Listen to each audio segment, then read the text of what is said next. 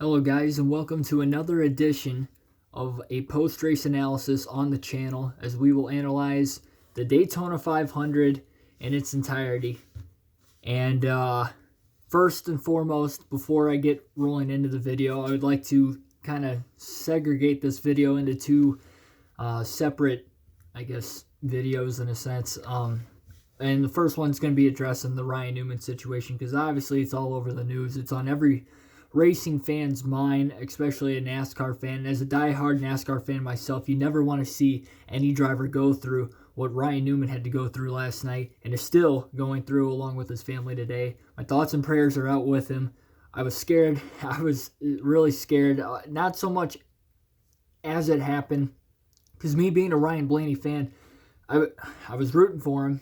And when I saw Newman go into the outside wall, I didn't actually pay attention to his wreck so much. I was looking to see if Blaney was going to beat Hamlin back to the line. I was like, oh no, Hamlin beat him back to the line. I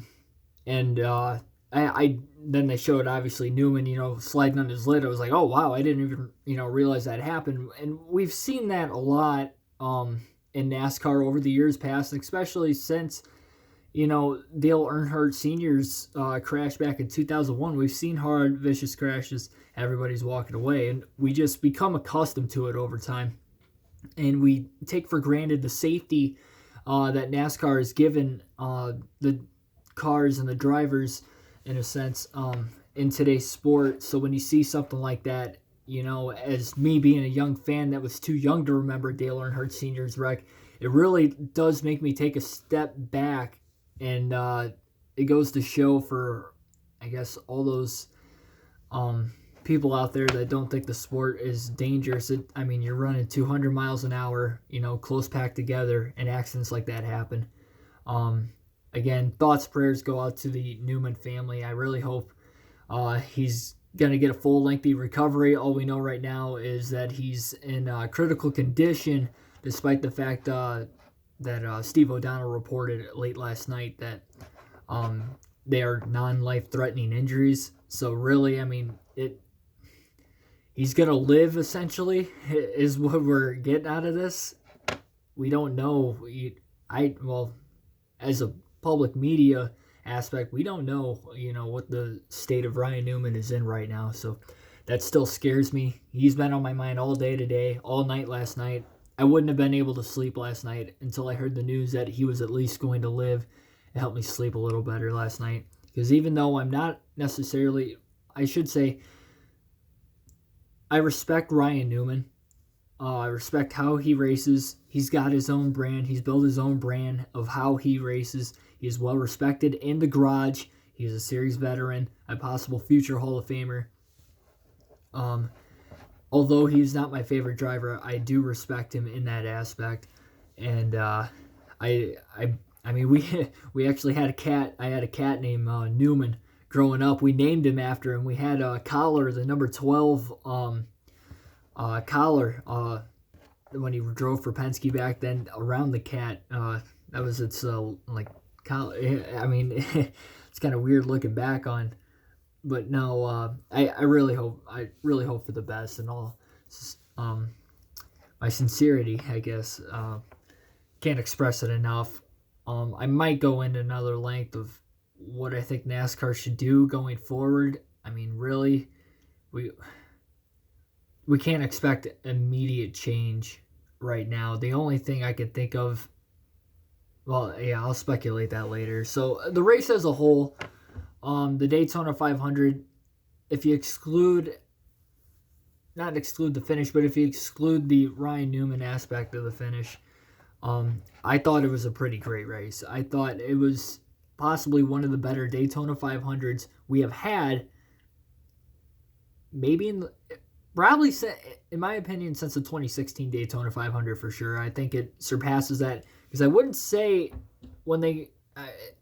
if people could say it was lackluster in the first two stages, I thought it was all right. And then the third stage went, and they got racing right from the green flag at the third and final stage. 3-wide racing, a lot of aggressive moves, but they were paying off, and they were running fine until that caution came out with 18 to go. I don't know exactly how many laps are left, because, again, this race was last night. I wanted to postpone the video in respect of Ryan Newman and find out further detail of how he was doing. So, but yeah, so that first, when the big one came out, it wasn't a wreck fest. I wouldn't consider that a wreck fest because even after that happened, he had a 2-car incident back in the field, with some backmarker cars after that. Or no, that was, the Reed Sorensen wreck happened way before that. So you had the big one. And then the only other crash I can think of, they had like a medium-sized wreck. I remember Ross Chastain was diving to the inside of, man, I can't remember, man. This is bad. He went to the inside, I want to say the 37 car, Ryan Preece. Yeah, and came down, blocked him. They got up into a wreck, slammed into Logano on the outside. Blaney made it through. Harvick made it through. Larson made it through. Busher. All the guys that were running at front at the very end of the race. And then you get down to the green, white checker finish. Down the back stretch, Newman got a huge push from Ryan Blaney. Newman got out in front. Blaney made a very wise an unpredictable, I guess, kind of move. As soon as he got both him and Newman out in front, he let go of the bumper. He didn't push him anymore. He could have pushed him all the way around, made a late move, and settled it between him and Newman. But instead, he decided to back off, let Hamlin push him from behind, and hopefully have Hamlin push him to the victory. They'll have enough momentum. And that's what was lining up. Newman blocked the first move to the outside, came down, blocked the second move to the inside. He actually did get in front, but there was just so much of a closing race, so much momentum coming from Denny Hamlin and Ryan Newman because they were both, he was getting pushed by him. So even if Blaney were to back out of the gas, which I don't think he was. I think he was in the gas. You're told to stay in the gas, especially when you have a couple hundred yards to the finish in the Daytona 500. Don't blame him for staying in the gas, and as well as Denny Hamlin for that matter. But, even if they both got out of the gas, I don't think it was enough. Newman was going to hit the outside wall. It was, at that point, it was impossible to miss. And then poor Corey LaJoie had nowhere to go. Hit him head on, well, not head on, but yeah, into the driver's side window net. Really, really ugly crash. I watched the replay when Fox showed it, and that was the only replay I saw until I looked again later that night as I was flipping through to find out if he was okay. I watched the same replay again at full speed and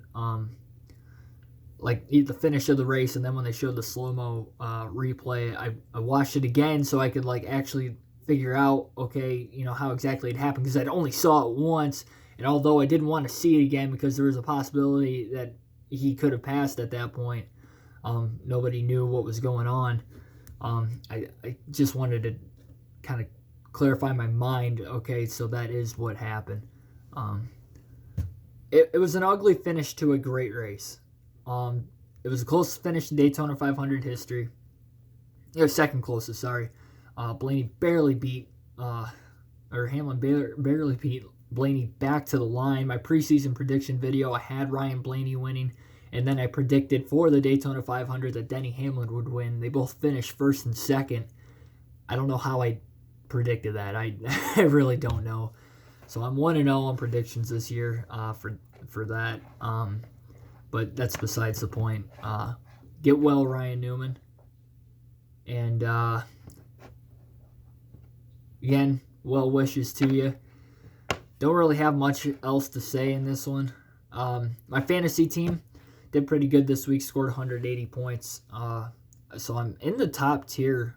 Good start for this week. I didn't win the 10 grand, but I had Denny Hamlin on my fantasy team. He obviously won the race. I predicted him to win the race and win all the stages just in case to get some points. So he won stage 2. Also, Chase Elliott won stage 1. Sorry, I'm fumbling around here because I wanted to get to the finish of the race and document that. But nevertheless, so I got 10 points there, 10 points for predicting Toyota again. So a lot of bonus points went my way. That's where the brunt of the points went. I had William Byron. He wrecked out in the first stage, finished dead last. Stenhouse had his issues late. Almirola got in a wreck late. Logano got in a wreck late. The only two drivers that finished on my team were Harvick and Hamlin, both in the top 5. And then Hamlin went on to win, of course. So, yeah. That's all for my prediction video. Not as upbeat as usual. Hope you guys enjoyed. We got daily NASCAR Heat 4 daily NASCAR content. Doing this kind of on the fly. Didn't have much time tonight, but I did want to address my sincere I guess a heartfelt,